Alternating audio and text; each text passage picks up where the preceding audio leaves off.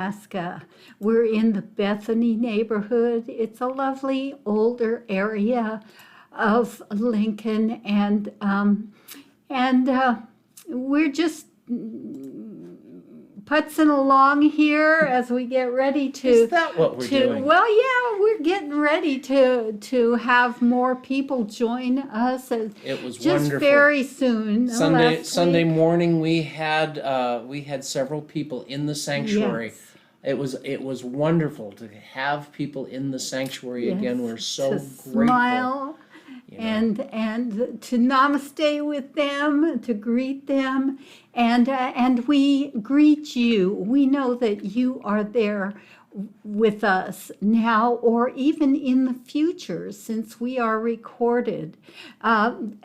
Right now, we're live, though. That's right. And so, in the name of and on behalf of Unity Lincoln, I greet you in the spirit of all that is good, all that is love, all that is sacred, and all that is holy.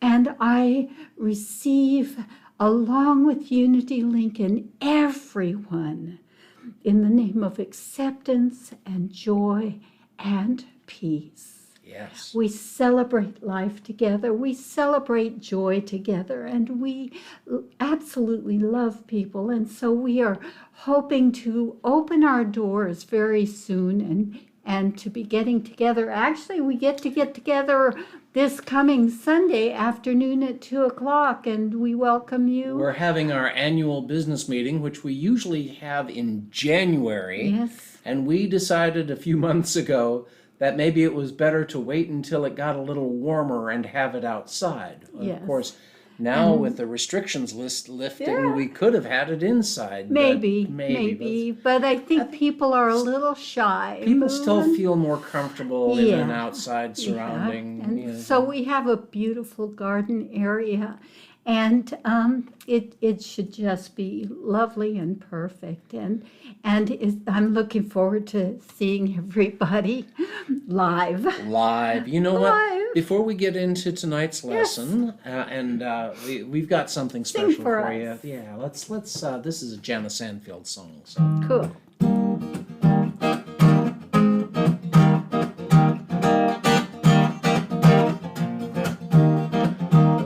I've been noticing how much I've been blessed with people to love, some peace of mind, happiness. It makes me want to pass along this love I've received as a way of giving thanks to what's been given to me. I've got a strong heart. I've got a strong love, and I'm ready to use the gifts I've been given to make this world a better place to live in. I'm ready to use the gifts I've been given to make this world a better place to live in.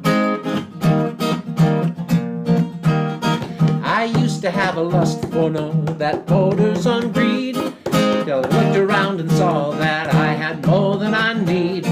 I thought I'd have to have it all before I could share, till I realized what's mine to give has always been there. I got a strong heart. I've got a strong love, and I'm ready to use the gifts I've been given to make this world a better place to live in. I'm ready to use the gifts I've been given to make this world a better place to live in.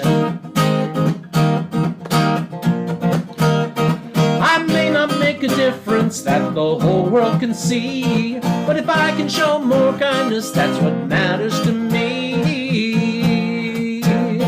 I'm changing on the outside, finding gray in my hair, but the difference on the inside is that I don't care. I'm losing my desire to be what I'm not, and I got what I want now that I want what I got. I got a strong heart.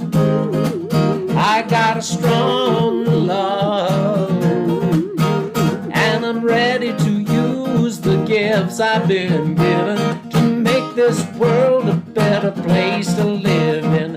I'm ready to use gifts I've been given to make this world a better place to live in. Woohoo! Whoa! That was fun. I hope that you found something to pound on or something to clap with or knows? that you sang along or danced along. That was a good boogie song. Yeah. Yes. And you have a topic for us this week. I do, and it's because, we're going through another major change in this It's all whole changing experience here, and I've been hearing from people with sleep problems, haven't you? with sleep problems. This last week, I heard from 4 different people that they were having difficulty sleeping. So I am looking for maybe some speakers who can talk about what is a good night's sleep, and how to have a good night's sleep, and then of course we're going to talk about a topic that has kind of come out of this. Yeah. Well, over the years, from time to time, you and I both have had some sleep issues. Yeah, it's. I believe it's very normal. I don't think it. I mean, just because somebody wrote it down in a book or said something somewhere along the line doesn't mean that that's the way it has to be. The human body is a very changeable or organic flowing thing.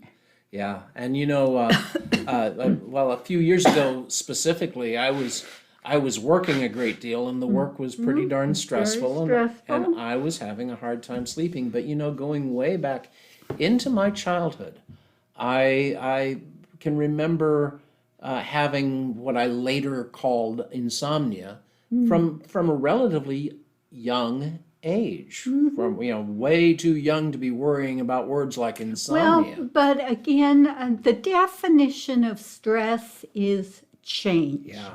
And it can be good change. It could be that you were moving from one class into the next, or you had just taken up the guitar. It could be that that you had met an exciting new friend, or that your friend just moved to another city. It changed. They did a whole lot of stress studies, and they discovered through things as mundane as putting an apple on an assembly belt filled with oranges could initiate stress to the point of sleepless nights. Wow. For people. Because people worry. Because it builds up. It builds the squirrel cage in your mind. In your mind, and your physical body has a chemical reaction to that. And so, like I said, I am looking for 1 or 2 people, maybe more, to do, once we get back in the building, to do a program on talking about healthy sleep and healthy sleep habits. And I've, over my lifetime, come to learn that there are so many variations. Cultures have different sleep habits and understandings. And the other thing is that I have recommended this book. It's under a number of different covers. It's been in print. Since what was the first printing? 1909? 1895 was the initial time that the content came out. Now, it originally came out as a series of articles in Unity magazine. It wasn't originally published as a book. Lessons in Truth by H. Emily Cady. And it is a Unity classic. Many people consider Lessons in Truth to be Unity's basic textbook. Now, those of us Bible kids, we say no, the Bible is Unity's basic textbook, but you gotta hold it over here a little bit. There you go. And this edition in particular, although there are more recent editions also, have the chapter that we want to discuss. I've recommended it to several people, and this is in our library. This copy, which I'm passing along to someone on Sunday, is from our library, but I think we have another 3 copies in the library, and it's also still in print at Unity Publishing. This is considered a Unity Classic Library Series book. But the chapter we're talking about tonight is a chapter called Chemicalization. And you have to look for the right edition because that particular chapter is not in all editions of the book. And I wouldn't call it exactly controversial, but there are some editors, some people who have published this at Unity over the years. It has been decided to just leave this chapter out of some editions. There's the note where it says that they considered it to be too negative or too confusing for people, but I think that it's not so confusing. And the exact title of the chapter, or it's lesson number 7 in the book, is Definition of Terms, Chemicalization. And then they've also included personality and individuality in that discussion. What we are planning to talk about, and specifically, is chemicalization. That's right. And would you tell us a little bit about where that word comes from? Because the dictionary hates it. Well, the word itself was coined by Mary Baker Eddy, and some of our Christian Science friends may know that name. Certainly anybody who has studied New Thought for any length of time knows the name Mary Baker Eddy. She was the founder of Christian Science. And Emily Cady, our author of Lessons in Truth, studied with Mary Baker Eddy for a while. And then when Charles Fillmore asked Emily Cady to write a Unity textbook, a basic explanation of Unity ideas and principles, she included this concept. Yes, and Emily Cady is unusual because she was a powerful woman and a smart woman. And she actually was an early woman with a PhD in philosophy, I think. One of the ologies. And she was a very smart person. And this was before Charles Fillmore was writing. He asked her to write the very first Unity text. Mm-hmm. And this is it, Lessons on Truth.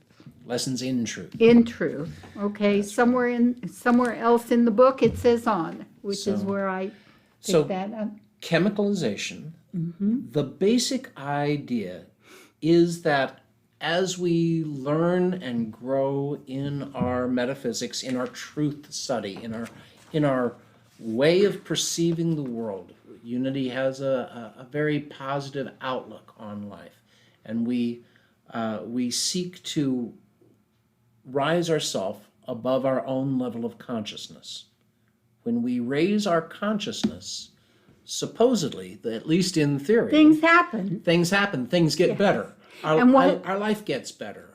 What Emily Cady says in her book is, she starts with this. She says, did you ever put soda into sour milk or cider or another acid fluid? And did you witness the agitation, the excited reaction that happens? Well, one of the substances neutralizes the other, and something better results from that action. And so that's what we're talking about here, is we're talking about putting something new into our consciousness, into our thinking process, our way of living. We're changing it. And of course, she's talking about spiritual growth. But this happens anytime we have this newness in our life experience, like going from a time when we have to close down and not be around people and not interact and keep our distance and wear masks and get shots and all of that. And now, as of last weekend, we're told that if we've got our your shots, vaccination, that we can hug. we can cautiously. Cautiously hug. We can hug other people who have shots if we believe them, trust them. But this is soda in acid. This is alkaline soda into an acid. This causes this reaction in our body temple. And in a sense, the new ideas, these new concepts, can bring our old belief systems, our embedded theology, into a stress, because it's change. Stress is change. Change is stress. And when we acquire these new concepts, when we acquire these new ideas and try to implement them in their life, sometimes it goes bumps heads with our existing belief system, our embedded theology. We've always seen the world this way, and now we're being asked to see the world in a different way. And that can cause some challenges. I've heard it described this way too.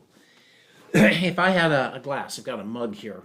If I were to take this outside and pack it full of mud and then let that mud dry, that's our old consciousness. So it's this caked, packed mud. Okay, now I take this over. It's caked and it's dried. It's really packed. I couldn't bang it. I couldn't get it out. So I take this over and I put it under a fountain or a faucet. I put it under a faucet and I just let the water pour, drip. Well, you can put that faucet on full blast. You're moving. And that dirt, that mud, will eventually loosen up and it'll start to come out the top. And in the beginning, it can look awful. Oh yeah, it's just a mess, and it looks like it's staying full. That's right. It looks like it's just still full of mud and muck and mire. But eventually, if I keep pouring the pure, fresh water into that mug, eventually, I'm going to have a mug of pure, fresh water. That's true. And that's true. So if you can visualize that, I have seen the phenomenon of chemicalization. I've experienced it a few times myself too, and reminded myself that this is what's happening with this whole life change. But I've seen this sometimes with wonderful new experiences. The young married couple where they can't seem to get past having colds. You know, they have. I've heard one young lady said she kept having the worst colds of her life, and she was sure her husband was bringing them home to her, that she was being exposed. But the fact was that everything was so new. It was overwhelming to her body temple.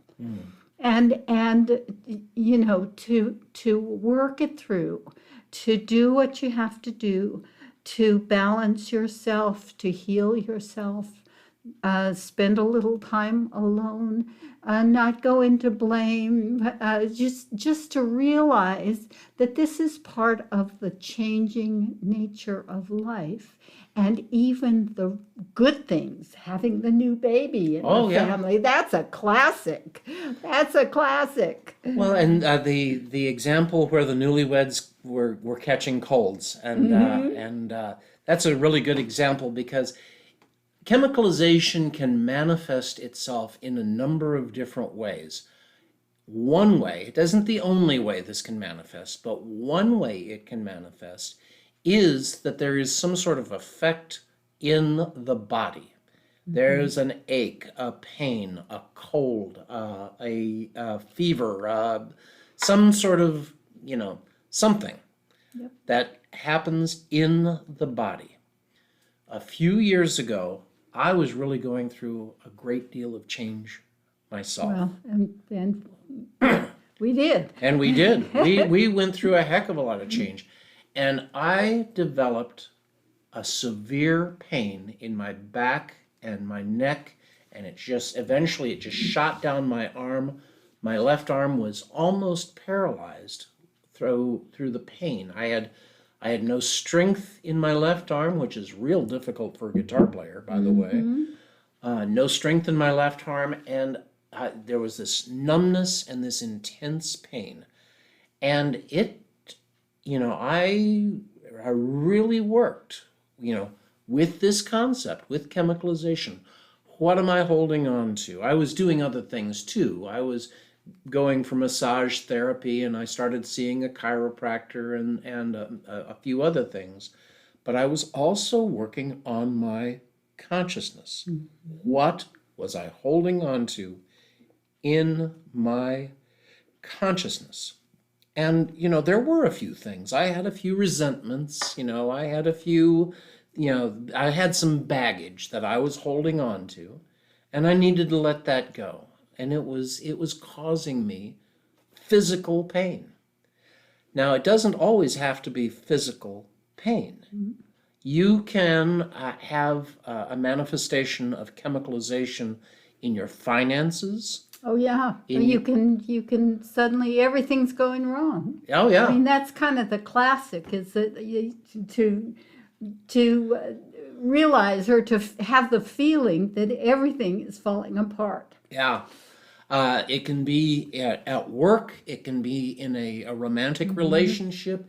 You can't sleep. You can't night after night. sleep. You're doing everything you can think of to get 8 hours of sleep, and sometimes the most important thing you can possibly do is to let go of the idea of getting 8 hours of sleep. Oh yeah. Because Emily Cady talks about going into that fear place.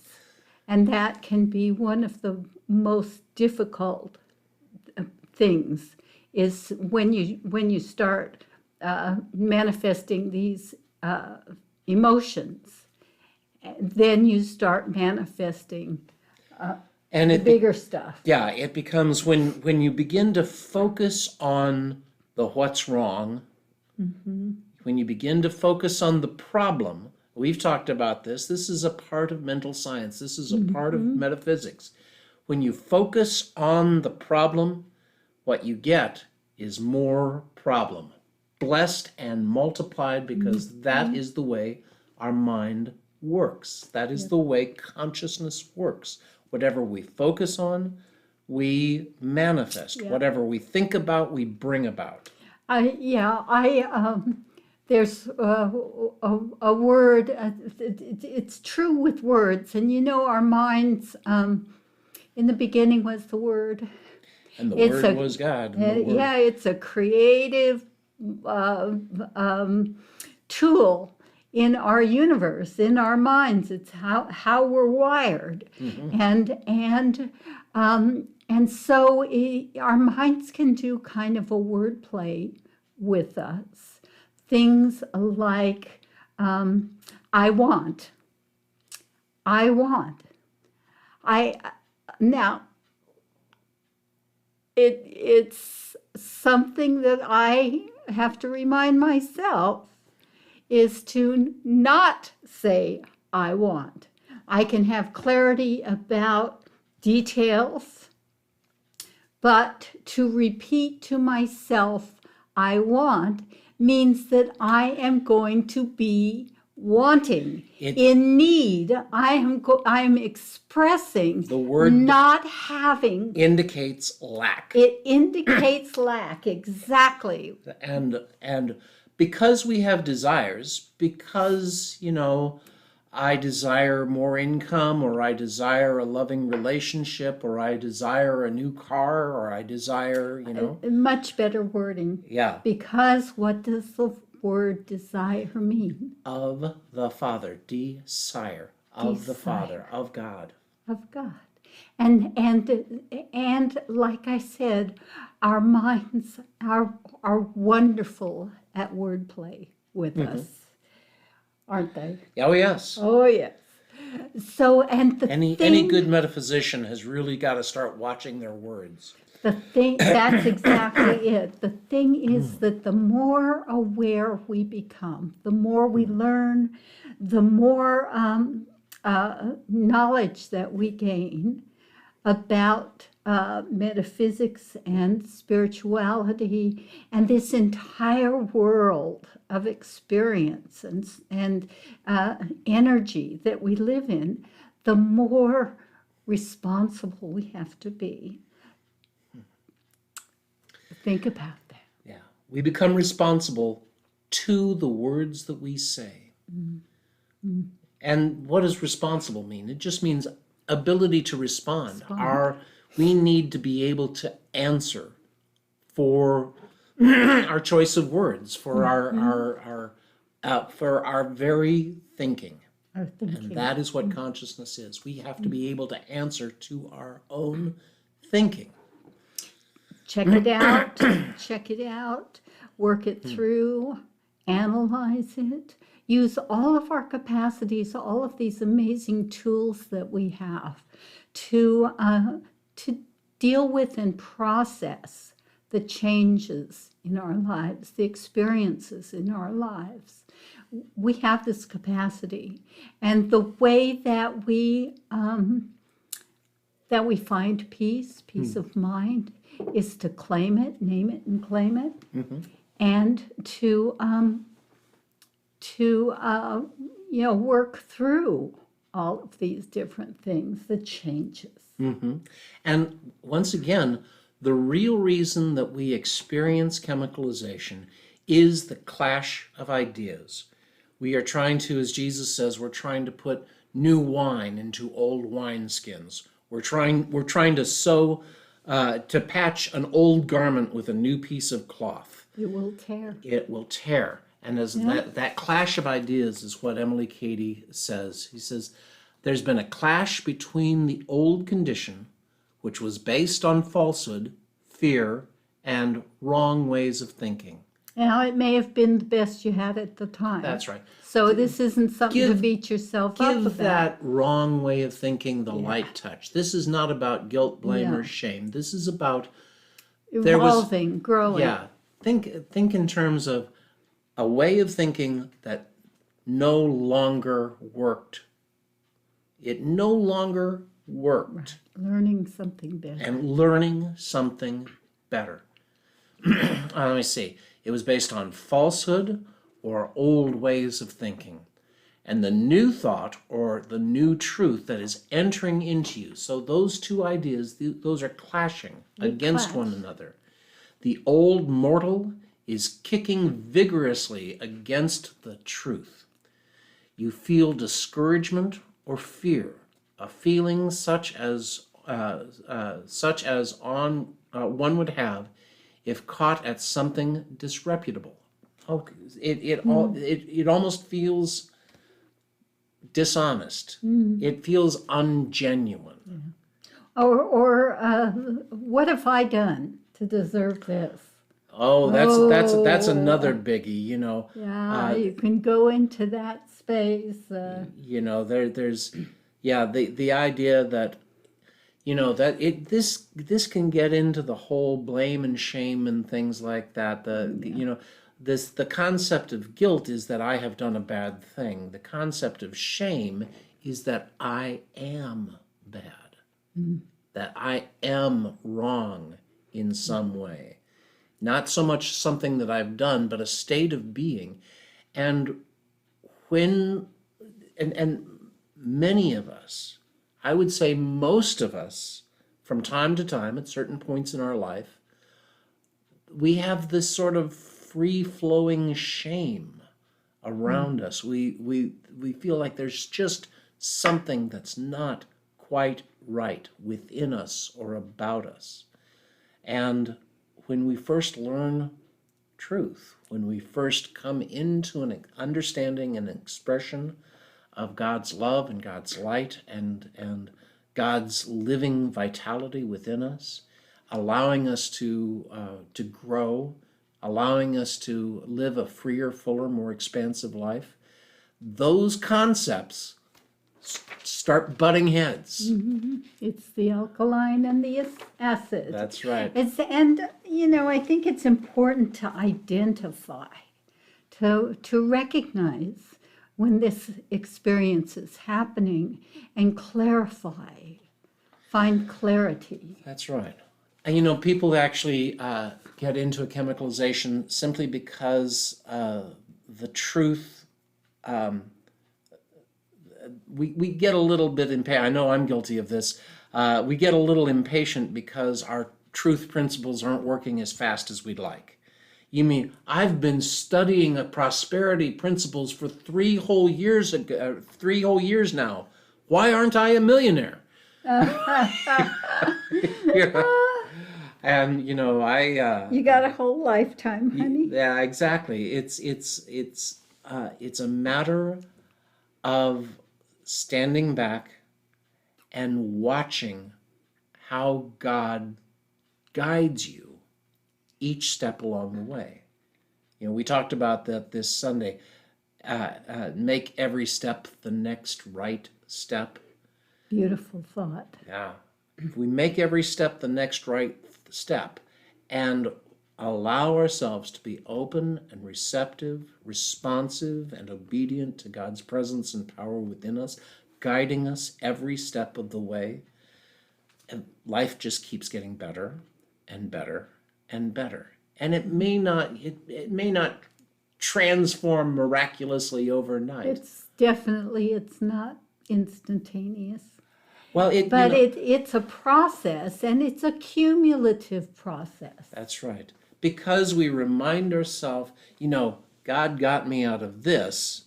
God'll get me out of... Yeah, God got me out of that one. If I keep listening and doing the right thing, God will see me through this obstacle as well. That's an important one. Yeah. That's why the Old Testament writers never let them forget who got you out of Egypt. Right. God got you out of Egypt. If God can do that, God can do this. And the exact same lesson is true today, not only for our Jewish brethren, but for everyone. This is one of those foundational truths. Mm-hmm. And what is God? God is that energy that holds everything together. It is everything. It is all substance and all life and all thought and all that is. Mm-hmm. And when we open ourselves to that, and when we stay tuned into that guidance from within us, it just keeps getting better. It just keeps getting better and keeps getting better. So be aware. We're going through a time, all of these things happen personally, but we're not the only one. They are happening to your neighbors, to your children. This experience of change, good change, difficult change, challenges, all of it is stressful. And our entire world is going through this chemicalization process right now. Mm-hmm. And one of the things about pandemic means that it's worldwide. Oftentimes these things will simply the community will go through it, or a community. Your workplace will be going through this kind of challenge, or your family will be going through this or your school group. Oftentimes it's not a worldwide event, but right now it's a worldwide event. And, another way to think about it in the experience of chemicalization is that worldwide we are changing. Our thinking, our foundational systems are changing. This isn't an easy thing to have happen. We need to change the way we do things, which means changing the way we think about things and then manifesting those differences, how we take care of each other, how we look at each other and experience each other, and how we take care of the world we live in. We no longer can use it and consider the world to be for our use. We need to learn to share and to understand everything around us in a different way. And all of this is a part of the change, the chemicalization that we are going through. And it's a huge thing to become aware of. So when you look at the world around you, think about it this way. We are making as dramatic a shift in the next few years as the world made when we turned on electricity. Oh, wow. Huge change. As the world made when we became industrial. Huge change. When the world went from being hunter-gatherers to being agricultural. Huge worldwide change. And because things are expedited, and they have to be, because we've gotten ourselves into this pickle, but it seems we have to get to that point, then we will be going through the chemicalization process on that scale. Just be aware of it. It's like having a boil, and you do what you have to do to take care of it. Your body is trying to expel something that's not healthy for it, trying to reestablish health. And you lance it or whatever, and it will explode. It needs to be relieved. It needs to change and heal. And so if you can think about what you're experiencing and what we're going through in these kind of images, this alkaline and acidity coming together. Emily Cady says it's always for something higher and something better. And I believe that's a given. Now, we don't really need to go through this process of chemicalization. It is all about the level of resistance that we give to the highest truth we know. To all the changes. That's right. When we resist the change, that's when the conflict happens. When we resist guidance that we are receiving from Spirit, that's when the conflict happens. And I think that's the real reason why this chapter was left out of some editions. They were cautious. The editor of the editions that left this chapter out, I think they were cautious and had an understanding that there is sort of a self-fulfilling prophecy element to chemicalization. You don't need to go through it. The simple truth is that most of us, or at least many of us, do. This is something that happens to truth students. This is something that happens to everybody, is that when we have this kind of internal conflict, when we resist the flow of Spirit within us, when we resist the guidance of Spirit within us, when we resist the change, that's when that conflict comes up, and that's when chemicalization happens. But that's far from unique. That's an everybody thing, you know. But just be aware that you don't need to go through it. It isn't something that is predestined. No, absolutely. It is just something that is a part of our awareness as truth students. So, And so I hope you've enjoyed this. Leave us comments if you'd like to discuss it further a little bit. And Evan, you got another song for us? well, I was thinking about this one. This is actually out of our hymnal, although We changed the rhythm. I changed it up a little bit. I thought this sounded better as a samba.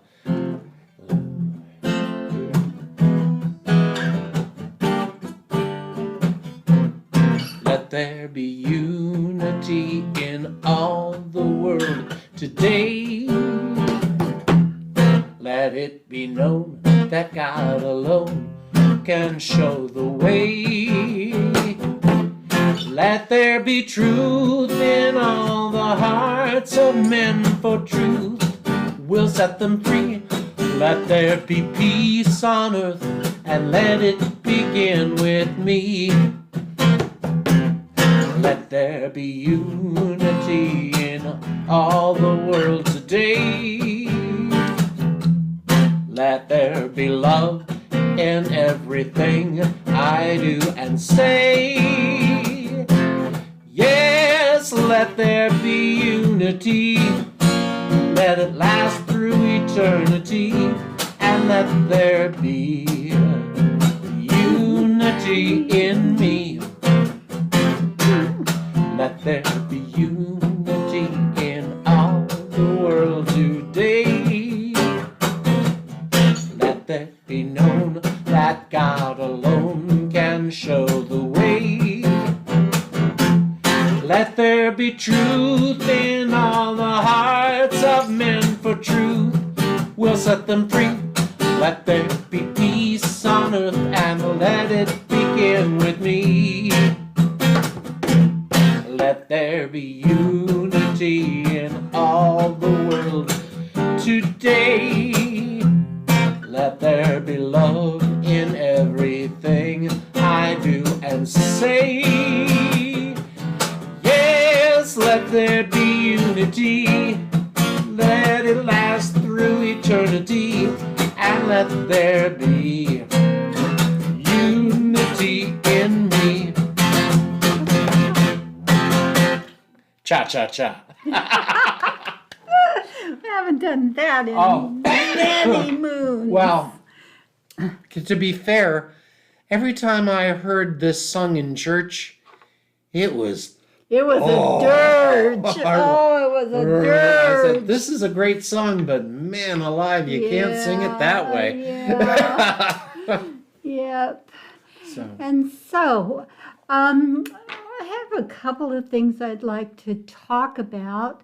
For one thing, we lost our member, a longtime member, John Jones, some months ago, and his family is having a graveside service for him on May 30th at 11 p.m.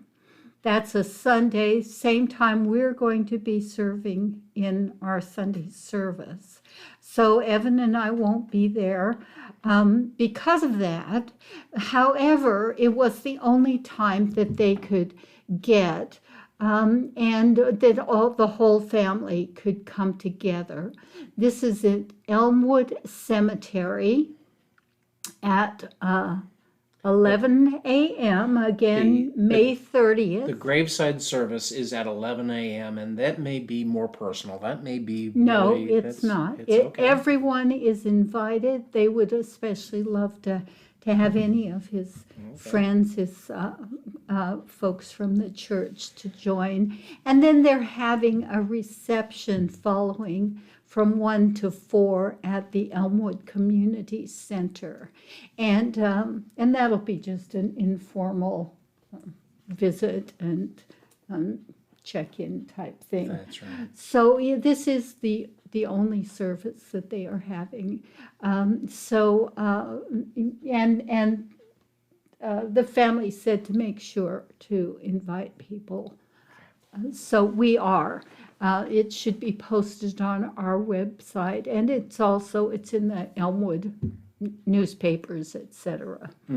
But we have lots of activities here at Yes, we Unity do. Lincoln. First of all, I'd like to invite everybody to our Sunday morning worship service. That is every single Sunday morning. And we are opening our sanctuary. Yes, we People are. are coming back into our sanctuary, and we love to have people back in our sanctuary. We're so grateful that people are coming back. But we are still live streaming this on Facebook and on YouTube, and we will continue to do that. And then also on Sunday morning is my metaphysics class. Is that an eye? Yeah, that's a Oh, stairway. It's the eye of God, or it's Could have the fooled me. yeah. With the ladder, I don't know. I just came up with that one. Okay. Anyway, so in metaphysics right now, the metaphysics is the general study of truth. It is not just that I have the truth and I'm imparting it to you. It is more an approach. How do we understand? How do we get to what we call proof or truth? Truth, the truth. And with a capital T. Capital T, truth. And representing the Spirit of God. that's right. And for the last several weeks and for the next several weeks, we are in a section where we are going through the Old Testament. This is trying to understand from a historical and a metaphysical perspective. And it's important to really realize that the Bible is not a book of history. It wasn't written for the purpose of history. The stories that were in the Bible are intended to tell us about ourselves. It's not a book about the way things were. It's a book about the way we are. How, if you think about it as how our consciousness, our human consciousness has evolved. That's right. Because in particular, the Old Testament represents the Bronze and the Iron Age. That's right. It was written during that transition between the Bronze and the Iron Age. That change, that conflict. Change, exactly. And so the stories, I would say, while they are real human type stories, they are teaching us something deeper. A deeper or a higher understanding. An evolutionary process is taking place in humankind through each story. And that's why there are so many doublets. It's a true story, and some of it actually happened. Yeah. And what she's talking about doublets, when she says there are lots and lots of examples where the same story is told twice, and it's told in a slightly different fashion. And that's because two different writers are writing at two different times in history. And the both stories are preserved. They are sort of woven together. Like you're sitting around a campfire and people are sharing the different things that they've heard. Kind of in a scissors and paste method. These stories are pieced together.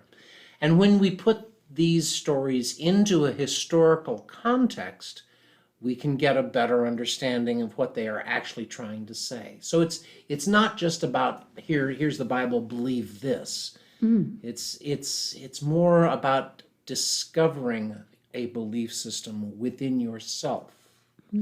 So that's on Sunday mornings at 9:00.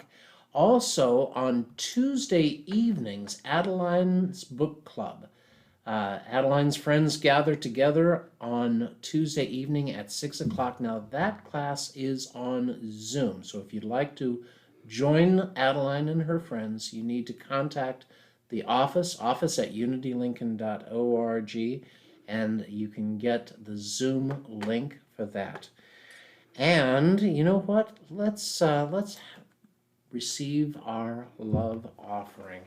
And if you can, hold your gift in your hand, or anything, absolutely anything that represents abundance and prosperity in your life. And say this offertory blessing with me now.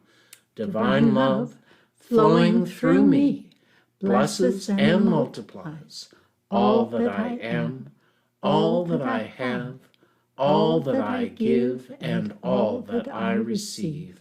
I am joy-filled and grateful. Thank you, God. Thank you, God. And you can send your gifts and love offerings to paypal.me/UnityLincoln, all one word, UnityLincoln. That's paypal.me/UnityLincoln. Or if you're already on PayPal, you can send it directly to office@unitylincoln.org. Or if you're sending your gift the old-fashioned way, through the mail or through bank transfer, you can send it to Unity Lincoln, P.O. Box 30209, Lincoln, Nebraska 68503. Or you can go to our webpage, and there you will find a convenient link to donate via PayPal. You can also support Unity Lincoln by signing up for the Amazon Smile program, Amazon Smile. And so that every purchase that you make on Amazon.com supports Unity Lincoln. And please remember to like us on Facebook, subscribe on YouTube, give us that big thumbs up, feed the algorithm, give us the thumbs up. And we certainly leave comments in the comments section. We love to hear from you. Give and God gives it back to you. Give and God gives it back to you. Give and God gives it back to you. Pressed down, shaken together, running over. Back in good measure, God gives it back to you. Scooby-Doo. Now I got you saying it. Oh, we are so grateful that you have been able to join us here for Unity Cafe. We come to you live every single Wednesday evening, and we are so glad that you have joined us this evening. God bless. Now let's say our prayer for protection. Oh, that's right. All right, let's bring that up. And the light of God surrounds us. The love of God enfolds us. The power of God protects us. And the presence of God watches over us. Wherever we are, God is, and all is well. And we hope to see you very soon, dear ones. Have a wonderful week. Stay healthy. Get your shot. Get your vaccine. Yay! And God bless you. Bye-bye.